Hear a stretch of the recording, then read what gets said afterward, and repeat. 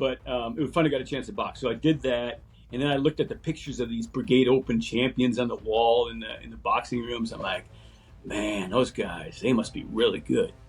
And Yeah. I didn't box for I-4 the next year with G2. I'm like, let me try this intramurals. And I won all my intramural bouts. And they're like, why don't you do brigades? So I ended up winning brigades. Welcome to the Courage Never Quits podcast, where members of the West Point class of 1986 tell their stories. I'm your host, Paul LaFontaine. My guest today is Todd Gile, Cullum number 43204. TA will tell us about his time being a leader in the boxing program at West Point and his wisdom in phoning Branch, getting all the plum assignments. As always, the views expressed in this podcast are those of the participants and not of West Point, the Army, or any organization, most particularly DPE. Todd Gile, welcome to the podcast. Thank you, Paul. It is great to be here, and I'm excited to join the illustrious number who've already done this with you. And as I said, I'm impressed that you're doing this. And well, thanks so much. You're able to get all these folks on here, and it's really a pleasure to talk to classmates. It's a lot of fun, and I've been looking forward to this one for a while. Based on you were really cool. You come up to me. I was there for a football game, and I don't go to West Point a lot. But you came up. We had a great conversation in the Soup's Garden about boxing and stuff, and it was great catching up. Yeah. And so I've been looking. You were one of the first names that popped into my head in terms of doing this. I'm glad we've had a chance to do this. TA, is that a nickname they had? I know it's a nickname at the academy, right? It is, yes. That it actually is my initials, which work well. TA. Right. The genesis of it was from Billy Walter, and many people know Billy. I never drank before I got to West Point. I should be careful what I say on this because, like, mom's going to be seeing this, right? Never drank. Family show now. Never drank before I got to West Point. So Camp Buckner, I made up for lost time. And and Billy was like, he's like, Todd, you drink 3 times more than everyone else. I'm going to call you AAA, triple alcohol. And AAA got shorted to triple alcohol got shorted to AAA, got shorted to TA. Well, I'm like, well, TA works. I love that. That's my initials. Yeah. So, Mom, they just calling me Todd Allen, when in fact TA means teacher's assistants, Mom. Yeah, that's about as far as I ever got in that world too. Yeah. Appleton, Wisconsin. Well, first of all, where are you now? I am in the basement of the farmhouse in northern New York. So we're about 2 hours north of West Point, right on the border of Vermont. A few classmates have had the opportunity to come here and help me feed the chickens and the sheep. They didn't get as far as cleaning out the sheep pen like I had anticipated them doing, but yeah. So when I'm not at West Point, I'm here hanging out, doing what retired. In terms of classmate visits, there's always room to grow, right? The next one comes that you hand them a shovel and say, look, it's a stretch goal. Get going. Yeah, we've had a lot of visitors here. For some reason, they just don't want to help us clean out the sheep pens. It's the most disgusting job ever, man. It stinks. I grew up on a small bit of land, and I guarantee you I understand of what you speak. It's not pleasant. You grew up in Appleton, Wisconsin, which is pretty far north. I was just looking at a map. Yes. Yeah. 25 miles to Lambeau Field. Rick Killian was from Kaukauna, the next town over. So the two of us, kind of got to know each other as we went to West Point. Rick and I had a chance to have a beer, I guess about a year ago. I think he's done the War College or something. But Appleton, not famous for much of anything. Rocky Bleier of Pittsburgh Steeler fame and Houdini are from Appleton. Houdini is from Appleton. There you go. Right. We can all jot that down. Yeah. Talk about it. What sports did you play? Because your athletic prowess is going to become part of our conversation as we get into a little bit of some of your later exploits. But what sports did you play in high school? Yeah, high school. I started off as a football, basketball, baseball player. I was not really good at anything, but jack of all trades, master of none. Eventually, at 110 pounds, even in high school, that didn't get me very far on the football field. So I gave that up and started playing golf, played on the golf team for a couple of years. Wrestling was the one thing that I always did. I tried out for the wrestling team at West Point, didn't make it. go through a litany of our classmates who pinned me plebe summer when I was trying out for the West Point. It's a great way to get to know people. I remember Ed Steers like, Todd, I don't think we're going to have room for you on the wrestling team. I'm like, I got it, Right. coach, man. I just been counting ceiling tiles that have been here, but you hear it's a good deal to get on a sport, on a team. Yeah, and in baseball, that was a short-lived career. I think that lasted through junior year of high school, but yeah, always playing something, but never any good at anything. And how big is Appleton? Is it a town where you kind of know everyone on all the teams? No, we had 3 high schools. There's 4 high schools there now, so it's pretty good size, like 70,000. It's similar to the size town I grew up in. So. Yeah. Okay. Yeah. Even my high school was 600 sums in my class. So 20, I guess 2,000 in the high school. So it's pretty good size. And how did West Point come into your attention, or what got you interested in it? Yeah, when you take those quizzes when you're in high school, what are you going to do when you grow up? And mine was either be a farmer or join the Army. I'm like, well, shit. I don't really want to be a farmer. What a statement about the time we grew up in, right? It's not like become a poet or a movie maker or an influencer. You're going to be a farmer or a soldier. Yes. Yeah, because, I like being outside. I'm pretty physical. It's like, well, those are your choices. Right. And I almost enlisted in the Navy. I went down to the recruiter, and it sounded cool. I'm like, this sounds like fun. Went home and told my dad. He's like, he literally kicked my ass. You are not joining the Navy. He tried to go to West Point. He's like, why don't you at least, check it. So I actually got a scholarship to go to, got an Air Force scholarship to go to Michigan Tech, which is way up in UP. And good engineering school. Went up there and visited and like, all right, this is cool. My dad's like, why don't you at least go to West Point? So when we were all senior, you came right out of high school, right? So 82, yeah. So May of 82, I go out there, and I had a great time. I stayed with some plebes from C4, got to know that annoying Go Cowboys, fired up C4. And I'm like, this is great. And then as I'm leaving, I run into this guy, Doug Frank, who's class of 85. And he and I had played football together in Oshkosh, Wisconsin, actually just south of Appleton. And he's like, oh, it's great. Come on out. I'm like, all right. Sounds good. So that's how I ended up deciding to go to West Point. And yeah. Well, great story. And then how did you find it when you got there? A lot of, like the guy from Oshkosh, just kind of relaxed and good time. Well, I'm sure we had it harder than any classes around us. So it was a little bit different, when you get there in May and they'd already, maybe it was April or May, they'd already been recognized. So it was pretty chill for the plebes. And yeah, Doug, we never really hung out much. But, I've got a picture of us on our day. I'm looking if I have it around here with Paul Kelly and I in the same squad. And I know Paul has done, you got a lot of G2 folks. In fact, Paul. I do actually. I'm delighted. I've got Paul's been on and Rich Pasco. Pat Gavin. Doug Andrews.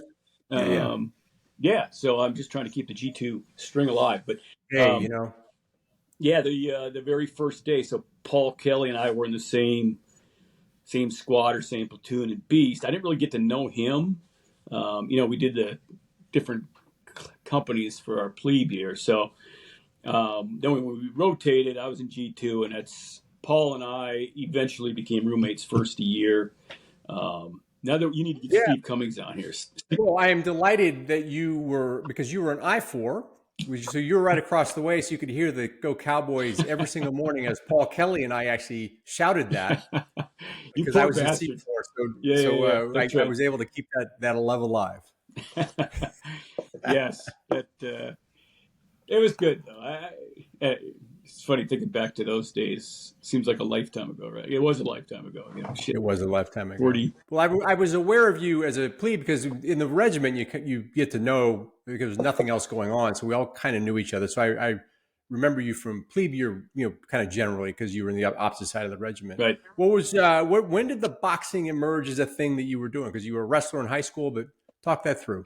Yeah, so I tried to wrestle. I tried to box. They had a boxing club. In fact, the town where Berkillian is from, Kakana, had this boxing club. And a couple of things I wanted to do as a kid. I wanted to jump out of airplanes. My parents were like, no, you're not going to jump out of airplanes. Wait until once you leave the house, though, first chance I got, I became airborne.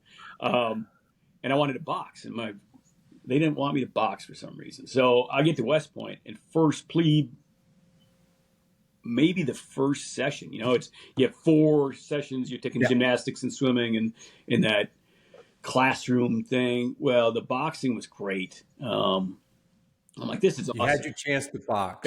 Finally got a chance to box. And I remember we're a bunch of little dudes, Jesus still got Jenkins was in there with me. And, all 120 pounds soaking wet, we couldn't hurt anything, but it was fun to get a chance to box. So I did that. And then I looked at the pictures of these Brigade Open champions on the wall in the boxing rooms. I'm like, man, those guys, they must be really good. And I didn't box for I-4 the next year with G2. I'm like, let me try this intramurals. And I won all of my intramural bouts. And they're like, why don't you do brigades? So I ended up winning brigades. And like, this is pretty cool. So then I started boxing with the team. Let's take a moment now. There's a very select small group of people that can say, I won brigades at boxing. Yeah. And for those of you who have not gone to the academy, for the kids at home, it's kind of a brutal, that is the octagon, brigade boxing. Not exactly great boxing going on, but you're beating the snot out of each other. But I mean, if you were in the audience of that, as I'm sure you were in the audience for some of them. Yeah. That was a whole thing, right? That was where civilization ended. Was where that happened, right? And now, what weight class did you win brigades at? 139. So by that time, I bulked up to probably 150. So I was cutting like 8-10 pounds every year. But so I beat it. I remember this guy John Todd he was an H4, a year ahead of us. He was 85. And I was never a good starter. I always started slow and kind of felt guys out. And he was beating the crap out of me. In the second round, I just got myself in real good shape. So I started beating him. And my coach, who was an 85 guy, what the hell was his name? Rodriguez. He's like, man, you might win this thing. Like, he was surprised. Thanks, man. Well, that's a real booster, a boost of confidence. And third round, I came out and I ended up knocking him out. I remember hitting him. Came out. Like his eyes rolled up in the back of his head, and I jumped on him, and Herb Creighton jumps in the middle of us, knock him out. So it was fun. Knocked him out, and that was yearling year. That was yearling year. Yep. And then how did that work? Did you go back Cal year and first year again? Yeah. So you're not allowed, once you win brigades, you're not allowed to box intramurals anymore. So really, I didn't know that. So as a cow, I ended up coaching the G2 boxing team. Got it. Just so I could stay involved. And then as a first year, I ran the boxing for the regiment. Because when you're firsties, you kind of you run the different intramural sports. We're a little older now, although maybe if the situation calls, maybe we. Although, man, hey, Mike Tyson can do it. I am the wrong guy to be talking boxing, trust me. For another podcast, my adventures in boxing. I appreciate the article you wrote. Yeah, that's right. I did. I wrote you a little article about it. Yeah. So, in the fullness of time, what was it about boxing that really lit you up? Because obviously, to be that good and to be focused, I mean, there was something about the sport and the activity of it that really got you going. What do you think it was? Yeah, I think our generation. Well, for me, I grew up watching boxing. I remember Ali getting beat by Joe Frazier in 1971 or 2 when he came back from when he was exiled. The 76 Olympics with the Spinks brothers, Leon and Michael. That was Sugar Ray Leonard. Yep. Just I don't know. Boxing was a big deal in the 70s. It's embarrassing, right? The state of boxing right now. But back in those days, it was the real deal. And I remember, we used to watch it on TV, right? Right, yeah. And all those guys were just a big part of society. And I've got, I don't know if there's a picture of Muhammad Ali training in '64 for when he fought um, in Miami. So the Beatles came and visited him at his training camp before he. Famous photo from that, right? Yeah, yeah. So now, were you a strategist or were you a bruiser? What was your approach to? I'm not pretending to understand it, but what was your approach to the sport? Yeah, I'm trying to remember the guy's name now. So in 1972, he won the Olympics. Damn it. But I remember that's like my first memory of sports was the 72 Olympics. And this guy won wrestling. And all the wrestlers will know who I'm talking about. But Dan Gable. Is that Grable? Dan Gable. Dan Grable? Gable. Yep, from Iowa. Sorry, yeah. But he said he may not be the best, but he's going to be the most in shape person. And he like, I don't think he got scored on in that whole Olympics. And so that was kind of my philosophy is I was never a good wrestler. I'm not really a good boxer. I'm just going to get myself in really good shape. And it helped that I got slugged yearling year for like 45 hours. So while everyone was going down to Ike Hall and having a good time, I was in the gym just pounding the bag, and see, that's the silver lining right there. That's exactly that. Literally, I'm sure that's why I won brigades as a yearling because you were just in great shape. I was in good shape because I couldn't go party with everyone else. I was locked in my room or out walking. Yeah, right. Yeah. So, yeah, I got myself in good shape, and that's how I won my fights. And then you became very much a part of the boxing culture there, because we'll talk about when you went back and were instructor later on at the academy, and had a big impact on the program there. But let's walk you through what was your course of study, because you went on to become an engineer. So what was your course of study? Yeah, I was a mechanical engineer, which they have you choose your which major like yearling year, right? Right. And it was like statics and dynamics. What were you? What major were you? I was actually mechanical engineer as well. So that's another place where we probably ran into each other. But like, if you remember yearling year, the statics and dynamics, like they would write everything down. They use different colored chalk and they underline it. And my notes were beautiful. And it's like, this is great. I'm just going to do more of this. But they didn't have as many notes. And by the time we were firsties, I was the guy that was always running to Mava Bravas for pizza because, you guys would do all the hard work. Well, I was right behind you in line. So that's the third place where we saw each other. I'm the boxer, man. I'll run. You guys. There was a lot less statics and a lot more dynamics as we got on there, and the dynamics is a lot harder to figure out. Well, it was like fluids. I remember fluids, electrical engineering. Yeah. I liked thermo, but there were just some of them. And I roomed with John Strickler. That's another guy you should. John was John, we've had John on the podcast. Good friend up in Colorado. Really, really, really smart guy. Yes, yeah. So we were roommates, and the dude didn't study, and he was a star man. I'm like, maybe that's the secret. So I'm like, I'm going to try not studying. That didn't work. You talk to him now. You say you're just impossibly smart. He's like, I'm not really. Oh, come on now. Yeah, he's a funny guy. He's a smart dude. And an amazing skier and mountain biker. And I'm trying to find a sport. I think I found it that I can kick his ass. Well, and it's not boxing. I was going to say, there's one obvious one. No, I don't think so. I think swimming, though. I don't think he likes swimming. Oh, swimming. Okay. So that's going to be because I was like, okay, good. Well, all right. I see a match that we can lure him into. Did you? Was John in your major with you, and he helped you with it? Because I roomed with Judd Bass, who basically carried me through my engineering degree. Yeah. I would be at Mama Brava's getting him pizza, and he'd do the papers.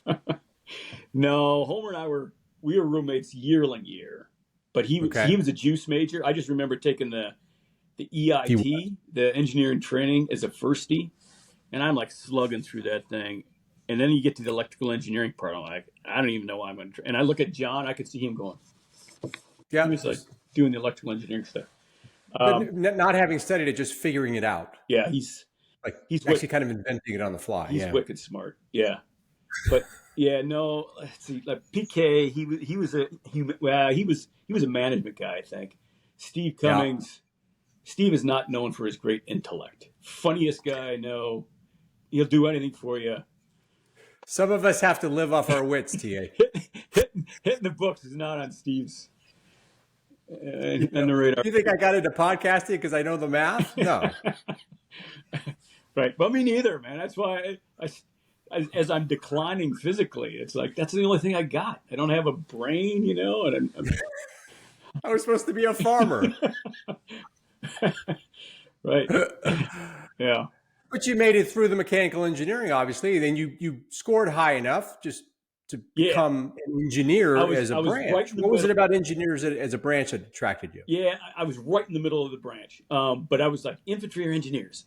And I thought infantry, that's kind of what I wanted to do. I want to go to Ranger school, but I thought, well, post-Army, what do infantry guys, what do they bring to the table? Whereas an engineer, I thought, not knowing at the time what each does and what you would learn from it. But so I went engineers, so it's kind of funny. So there were like 5 of us: Brock, Perkuchin, Homer, Kevin Leck. I want to say one more. We all went engineers, and we had this deal like, we'll go to Korea. We'll all get Korea as our first post, and then coming out of Korea, I don't know if you remember, it was like, you can go anywhere you want. You can go to Hawaii. That was the theory, Which ended up not being true because so John Strickler, he was like number 3, Korea, and then Kevin Leck wasn't far behind, Korea. So we get down to 48, 49, which is where Brock and I were, and we're like, man, there's only one slot left, and Brock at 48 is like, TA, you take it. I'm gonna go to. He did the Fort Story or Fort in Newport News, whatever that post is. Yeah, okay. But then number 49, who I don't even remember took the last Korea slot, which was fun. I mean, it all worked out. So I ended up going to Bragg first. We get to which is not a bad post. Oh, it's great.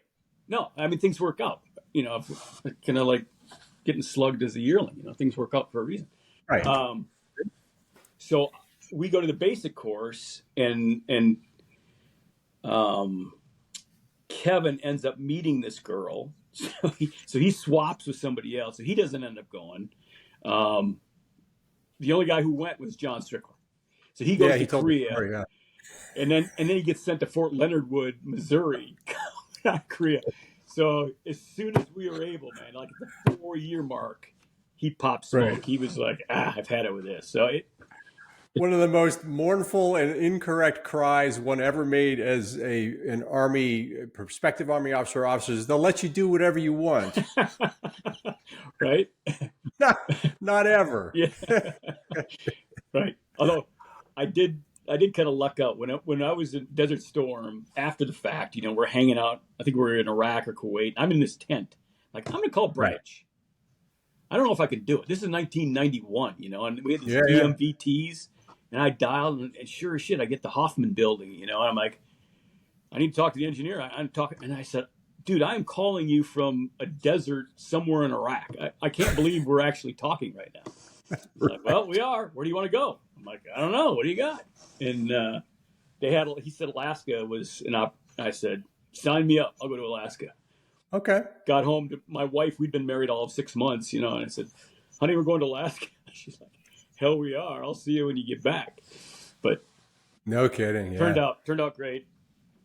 PK was up there. Mark Lukens was up there. It's funny. You just keep running into guys, right? You keep running into the same people. I never had the good wisdom to call branch. That would have been the best, smartest thing ever if I had just called branch. That was a very smart move, actually. I think it was on guard duty. I was having to watch. So I'm like, yeah, because you called and then you had information so that as you transitioned back and all the chaos was going on, you knew exactly where you were going to go. Yeah. Now, you mentioned the yearling year slug. How were you on discipline the remaining years? Were you focused because of your stature as a brigade champion, or did you continue to maybe wander across the line a little bit? Yeah, I think whatever the opposite of stature is, I think as a boxer, you're like, I don't have any kind of reputation to maintain. No, I considered regulations more of a guideline than an actual, one of those kind of always pushing the envelope. So until I was company first sergeant and then company commander of G2 our first year.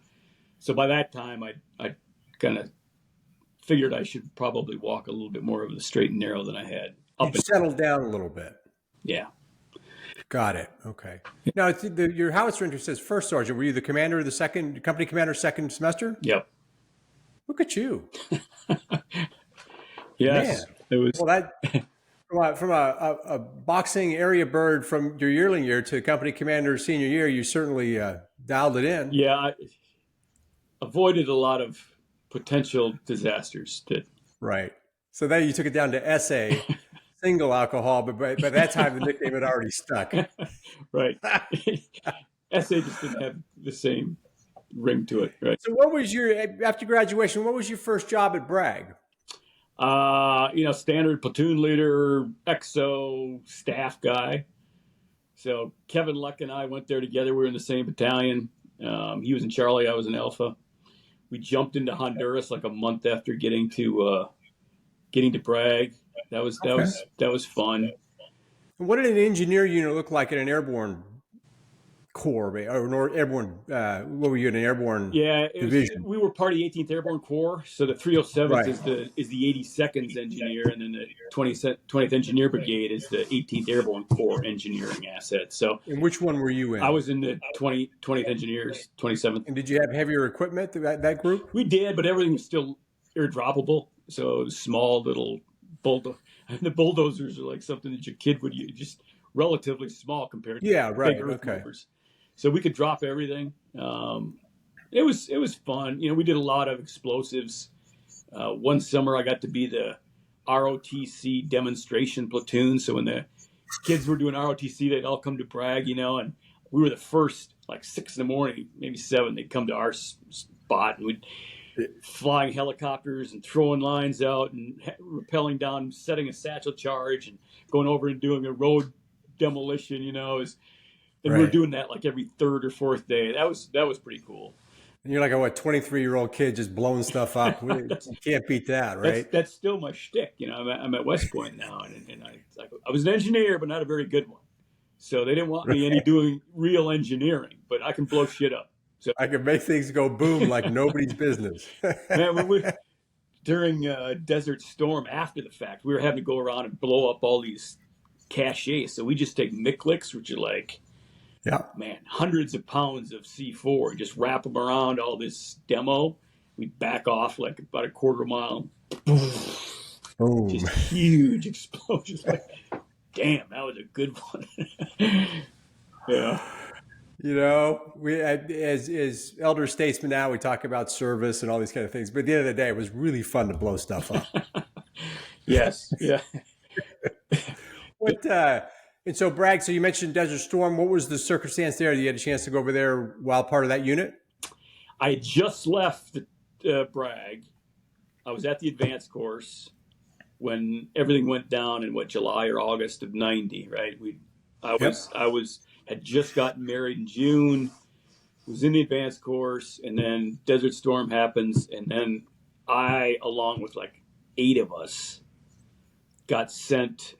We joined the 8th Infantry, or the was it 8th Infantry Division? Man, I can't remember the nomenclature, but anyway, it doesn't matter. This engineering unit, ostensibly to take the place of guys who were expected to die. So they had, 8 captains.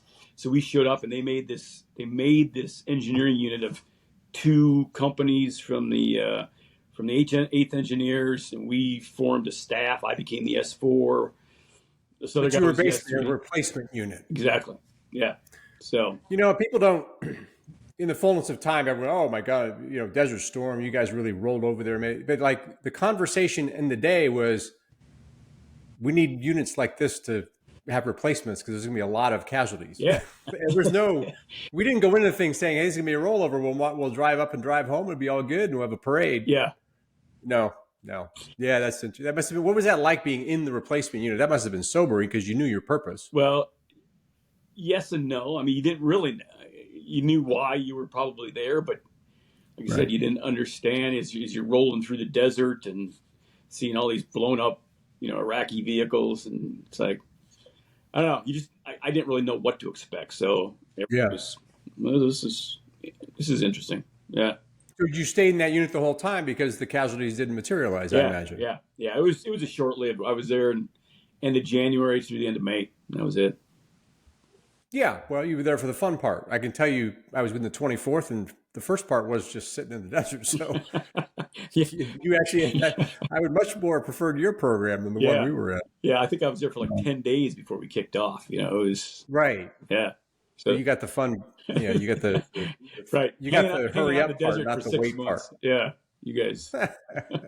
True. And then coming back, I see Special Forces assignment on your LinkedIn there. What was the story there? Yeah. So I did that, came back, commanded in Alaska. And then after Alaska, I wanted to go back to DPE. And they were like, you're an engineer. Engineer branch is not going to allow you to come to DPE because, every branch gets X number of slots. They're not going to waste an engineer on DPE. Right. Well, I'm not really smart enough. They don't want me teaching engineering. I can teach boxing. So fortunately, my battalion commander at the time went on to be a 3-star. Dave Melcher was class of 76, and he knew the branch chief. He's like, hey, Gile's a good guy. Let him go to DPE. And then, that's what it is. It's kind of like calling branches, having these guys who can make shit happen. So he did that, and they're like, all right, you can go. So I went to grad school, came back and taught at West Point. And where did you go to grad school, just to fill in that part of the picture? Yeah, IU. So they just have a lot of the DPE that went to Penn State, Indiana, or Georgia. I think were the big three. I tried to go to Michigan. I've always had this thing about Michigan, but sure, they're like, you need 18 months. I only had a year, so I ended up going to IU. It was IU's a good school. IU's a good school. Yeah, that's good. And what did you study as a master's? Exercise go science. DPE? Yeah, so I got a master's in exercise science. And there you go. This was 94, so we're 10 years in. And first day I got there in May. I went to summer class, and I'm wearing shorts and flip-flops walking to class. I'm like, I can't believe the Army is paying me to do this. And then West Point was just great, and that's when I ran the boxing team. Okay, let's laser in on that, because there's a few highlights of that stint. So you took over what was the story about the boxing program and your involvement there? Yeah, so you probably remember Herb Creighton. Herb he ran the boxing program from 1948 until 1994. 46 years, and he was a legend. Obviously, he was my coach, and so I'm getting ready to show up there, and the deputy calls me up and says, Todd, you've got a boxing background. I'm like, well, I boxed, yeah, but that's about the extent of it. We need somebody to run the boxing program. I'm like, shit, all right. So fortunately, kind of big shoes to fill. right? Yeah, you guys been there for 46. He's a legend. Yeah, I'm coming behind him. But fortunately, there was a guy named Larry Fussner who was class of 84. He kind of Fussner was in my company as a plebe. Oh, is that Larry, right? Yeah. He was a good dude. So he kind of ran it until I got there, and then the summer I got there, I broke my leg playing softball in the Army and the DPE softball team. Another story for another day. So I can't do anything. So anyway, Fuss runs it, and then in 90, so that was 95 to 96, and then I took it over and ran it. So you're doing all the, the plebe boxing, the intramurals, the brigade open, the coaching the boxing team. So it was a lot to it. There's a lot to it. What was a day in the life of the person running the boxing empire at West Point? Because that boxing is so much a part of our experience there. You were really the classrooms of the different academic piece, but Department of Physical Education, which is DP, and boxing. Good gravy! How many lives you touched doing that? Yeah, it was really cool to. In the fall, all these grads coming back for their reunion, they'd always stick their head in there, and they always have a story to tell. And we're them now, but back when I was 30 or whatever, 30. They come in, they got to tell you their story, and that's kind of the genesis of the whole boxing book. But we do 4 hours, if you remember, there was 4 hours in the morning and 2 hours in the afternoon. So every morning was filled with boxing classes, and we had probably 12 guys teaching it. Now it's men and women, so the women are taking boxing now too, which is good, because when I first got there, I went to see General Anderson, who was the head of DPE, and he talked about the value of boxing. He'd done his dissertation at Indiana on the psychological benefits of boxing. He's like, women don't have that aggressive state that men do. Women are usually in the defend mode, so they do self-defense. Guys do boxing. I'm like, wait a minute. We're saying that boxing is important because it's a psychological aspect of, going up against someone that wants to knock your head off. And men need that. Well, so do women. But anyway, I lost that argument. So we were just doing when did women start taking boxing? Do you know? So as I was leaving, so the Hart brothers followed me, to Chris and Jerry Hart, great guys, great boxers. Women started to be inculcated, and the requirement was you find a battle buddy that you can spar with. So it was probably, I left in 98. It was probably early 2000s that women started being allowed to box. And then around 2010, it became a requirement that they all box. So what, if you remember back, what did you want to change about the program, or what did you want to maintain as the essence of it? What was your thinking when you took that over? So there was a boxing manual that Herb had done years before, and I'm like, this is just too much shit. And to block a jab, you can do this, you can do this, you can do this. I'm like, no, we're just going to make it easy, and that's because I'm a simple guy. So I really streamlined the boxing manual to make it easier to teach. So there was more time actually boxing and less time learning all these different moves. So that was something I changed. It was embarrassing that at the club level, Air Force was the dominant team. Navy wasn't far behind. And then there was probably 3 or 4 other schools, and then there's Army. And people are like, I go to these national events, and how come Army isn't very good at boxing? Like, because I suck? I don't know. It was because Army the boxing club was not a sanctioned club. Did you do, which sports? Oh, really? Okay. Did you do intramurals? Did you do, what sports did you do? I did club karate, which was not a non-sanctioned sport. Mm-hmm. So I know of what you speak. So basically it meant you had to drill. Right.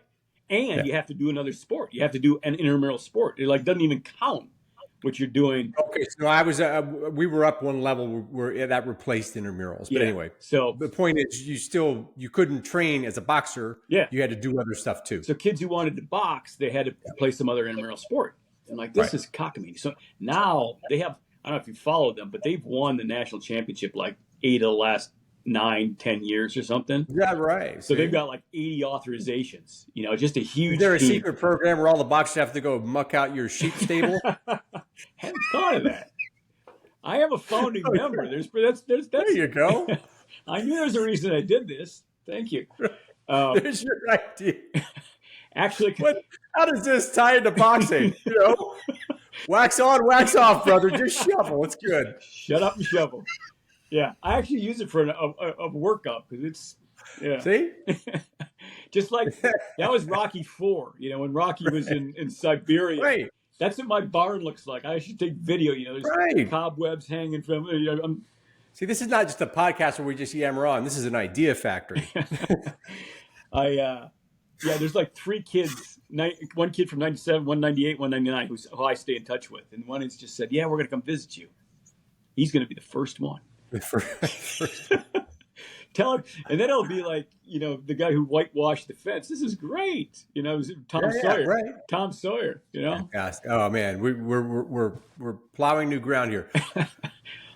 So what did you want to maintain in that program? Because I imagine everyone's got new ideas. They want to come up with new science and new things. What was it that you defended about that program to keep it?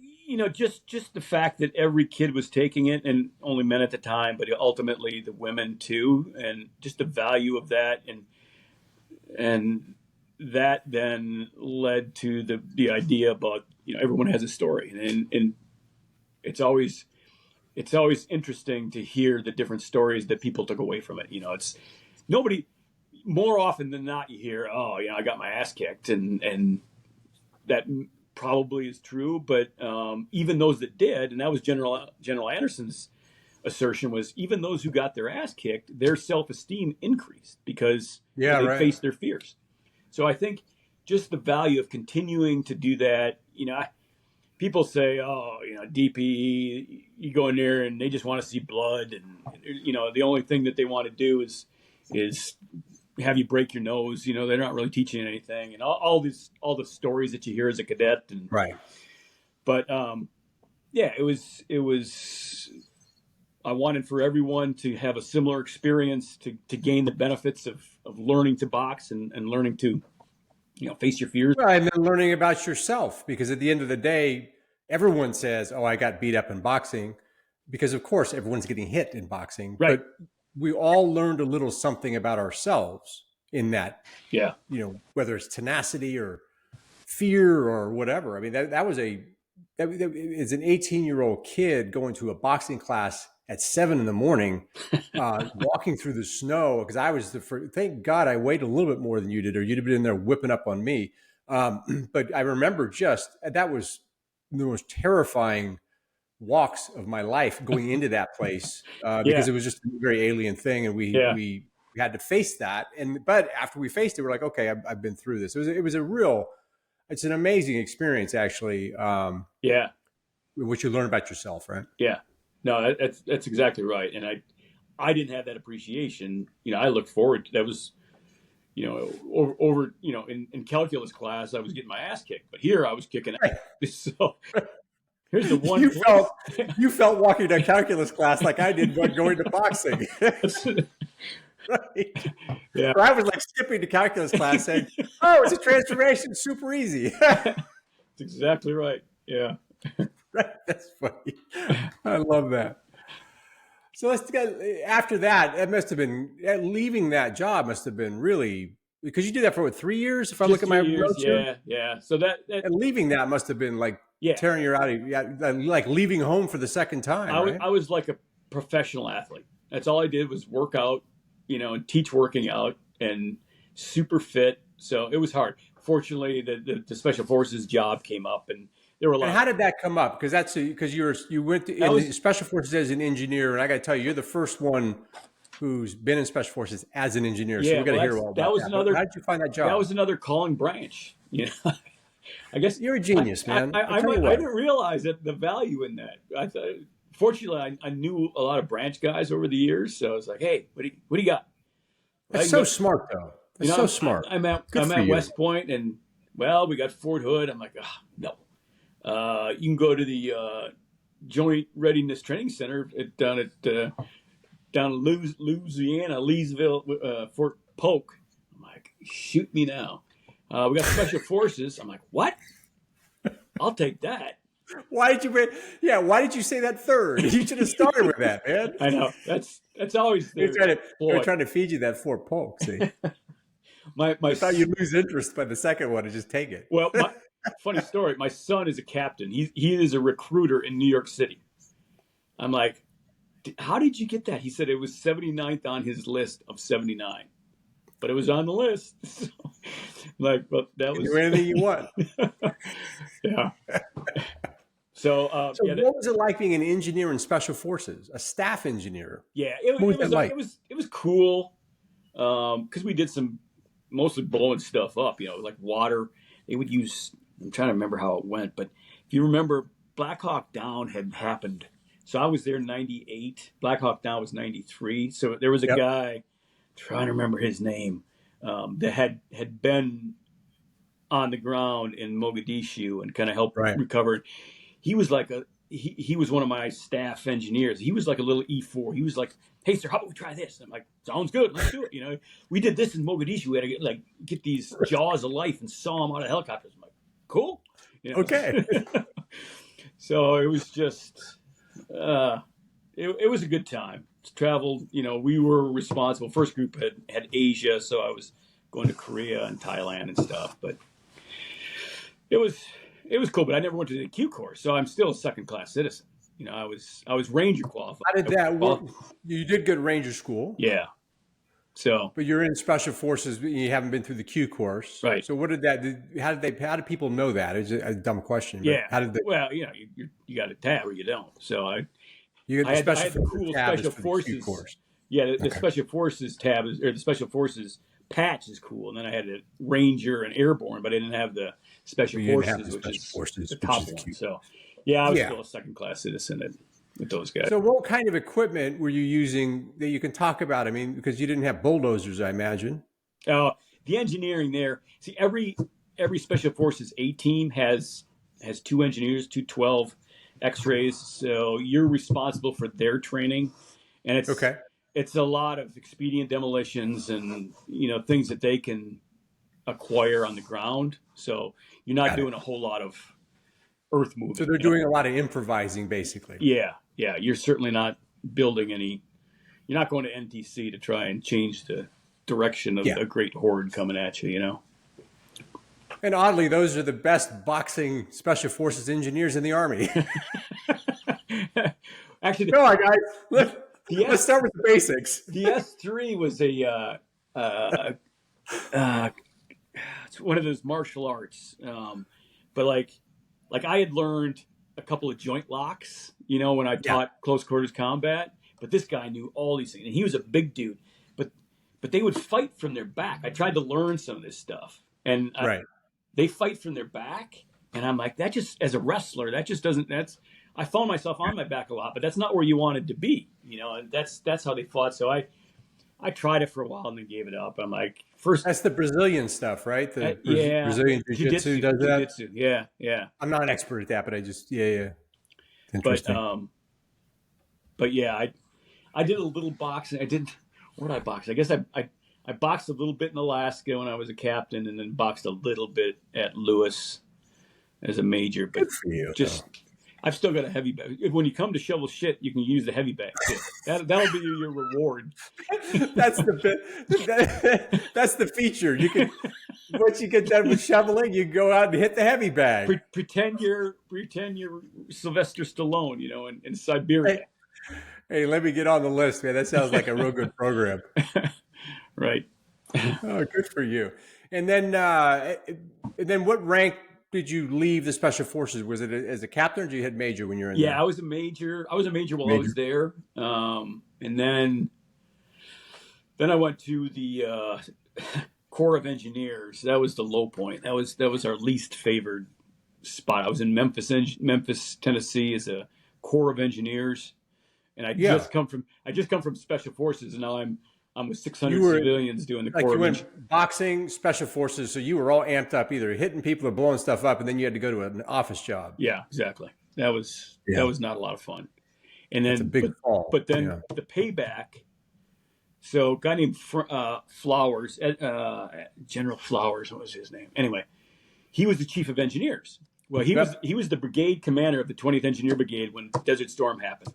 And when I got to Iraq or Saudi Arabia, I'm calling everyone I know to get back to the Bragg unit, because I didn't want to go with this bunch of pogues from Germany and all these heavy units. So I'm calling everyone I know.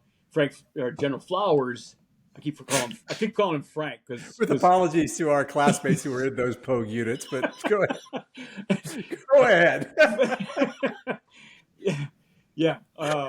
Anyway, it did happen. I love that. General Flowers, as an 06, he couldn't make it happen. Fast forward 10 years, and I knew Mike Krull and I were at Bragg together. He was his aide, and I don't know how I found out about, but Garmisch, the Marshall Center in Garmisch, Germany. Have you ever been to?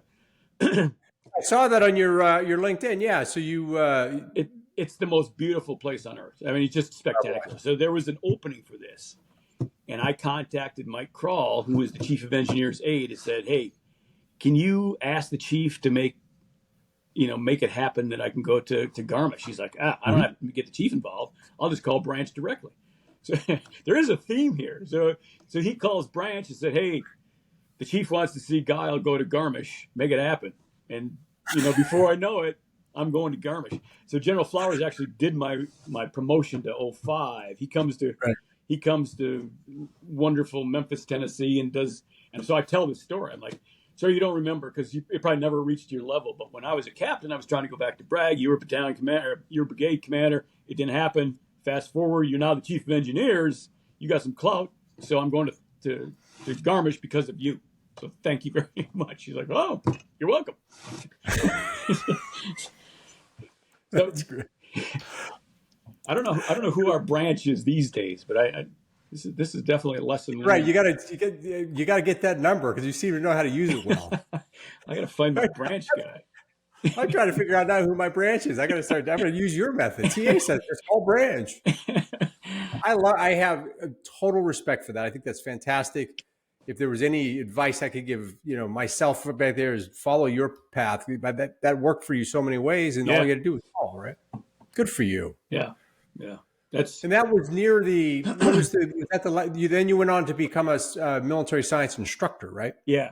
So after Garmisch, Garmisch is like Disney World. It's like all these guys coming from, they're on R&R coming back from Iraq, and you're like, oh, where are you? I'm like, I'm here. What? You're here? Yeah, I live. And what was your actual job there? I was the chief of operations for the Marshall Center. But I'd be up skiing, I'd run into guys. I'm like, see that apartment there? That's where I live. They're like, are you kidding me? I'm going back to, You were just playing a long game, because I was like, I got to go visit TA. Then you got those sheep pins back in the back. Yeah, that was the most beautiful place. Paul Kelly came to see me twice while I was there. Yeah. You get a nice setup, and old Paul really knows how to hone in on that. He'll show up. Yeah. So then, we got to take a moment. It's that time in the podcast. We got to talk about the kids, because I've only been in trouble one time in this podcast. And that's when we forgot to talk about the kids. So talk about. You said your son's a captain. What's the family situation? Yeah, he's the oldest. He's a recruiting company commander. He lives in Manhattan with one of our grandkids, his daughter and wife. So they've been there for about a year. He's trying to extend. And then first daughter is in Minneapolis with her two kids and husband. We keep getting. We go visit them quite frequently. My third, who was actually born at West Point, she's a mother of one.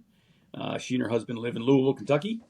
Okay. Number 4, we adopted a young boy from Ukraine when we were in Germany. So he lives with us and will probably always live with us. But he's a character. And then number 5 is at Fort Leonard Wood as we speak. He enlisted in the Guard, and he started basic a week ago today. So we haven't heard from him. Goodness gracious, look at that. We haven't heard from him since he got to Fort Leonard Wood. So yeah. Eventually the call will come. Well, we told his girlfriend, we told him, call your girlfriend. Poppy will tell us. She'll listen to you. You don't need to call us. Yeah. Absolutely. That's amazing. 5. Good for you. Good for my wife. She's the angel that keeps it all running, and I just provide a little bit of financial. Where did you meet her? I call. So yeah. Really? That's a nice thing. It's like everybody from G2 knows Sue, because we were cows. I went down to one of those dances with Mark Taylor and met her and her girlfriend. And 6 years later, we got married in the chapel and had our reception at the Thayer Hall. Good for you. Yeah. And now you're actually working out of the Thayer Leadership Group. Are you still doing that? You've been doing that for 10 years? Yeah, actually, started in 12. So 2000. 12 years. Yeah. 12 years. Yeah. Well, 13 coming up. Going sure. That's an amazing group. I think some of us know about it, but it's kind of this mysterious group. So it's a leadership consulting company that works out of the Thayer Hotel. Correct. Yep. Rick Minicotti started it. Bunch of us joined forces, and it's been great. Cullum, McDermott, Kevin Farrell did a stint there. A lot of folks have cycled through there and given their talent and their experience in that group. Every year I get to see Tony Guzzi with MCOR and Joey DePinto with 7-Eleven. Steve Cannon used to come in with Mercedes, but don't see him as much. But yeah, it's great. It's a good program. It's neat to be part of, making a difference with companies around the world. Yeah. Yeah. And but you're working out of 2 hours north. Do you go down there very much, or is it all work from home? Yeah, no, I'm there about half time. So I go down for actual programs. I do the coordinating here and then down at West Point when the programs actually run. So I see Pilar a lot. Pilar is. Yeah, I ran into Pilar. I ran into her at the Thayer Hotel. Yeah. Two visits ago. So sure. Yep. What if you go back in time? You can pick any time in your career, all the way back to when you were a cadet. If you went back and give yourself advice at one point in time, when would that point be, and what advice would you give yourself? Oh goodness. I,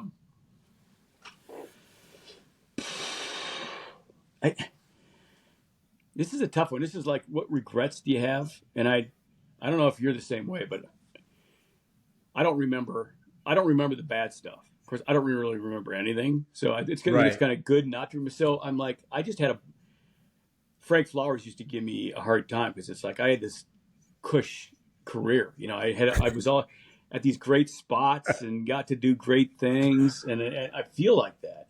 I mean, sometimes I used to say it was stupid going engineering. I should have gone HPA. You know, it's easier, but everything just worked out, and I don't know that I would change anything or give myself a different advice to what actually happened. Okay, I'll have to think about that. I'll let you know. That's fine. That's fine. I think it's always with the fullness of time. You look back, and with the benefit of hindsight, you think, gee whiz, what if? But obviously it worked out really well for you. And short of having your sheep pens regularly maintained by classmates, everything seems to have gone well for you. That's true. Maybe I got to figure out how to make that a more attractive proposition when they're right there. Maybe get a little committee together or something. Yeah, TA, thanks so much for joining us on the podcast. It was fantastic hearing your story and kind of remembering the good old days of boxing. Yes. Well, thank you. And thanks for your article. I will make a paid political announcement. If you have a story, that's what I've been trying to do, is just collect stories. So I've got about 100-page book written now on the boxing book, but it's the intent was to include as many stories as I could from people like you, like you did. Yep. And a lot of people are like, oh, that's a great idea, but no one wants to put pen to paper as you did. So thank you very much for that. But if anyone TA's assembling, you're assembling a book of boxing stories from West Point. Do you have a working title for it? It's West Point Boxing. So I think I need something a little bit more creative or entertaining than that. So if you have any suggestions, let me know. But right now it's just West Point Boxing. I think if I were to put a title on it, it'd be that the right cross in the jaw would be the only thing I could remember for it. Jay, thanks so much. We'll obviously remain in close touch, and I think the boxing book everyone is going to love because everyone loved to hate boxing. And thanks so much. Right. Thank you for listening to this episode of the Courage Never Quits podcast, where any member of the class of 1986 who is willing to tell their story will be a guest. To get the word out and stay up to date on the latest episodes, hit the like and subscribe button. With over 900 living graduates, we have a lot of stories to tell, and you don't want to miss any of them. We'll see you in the next episode.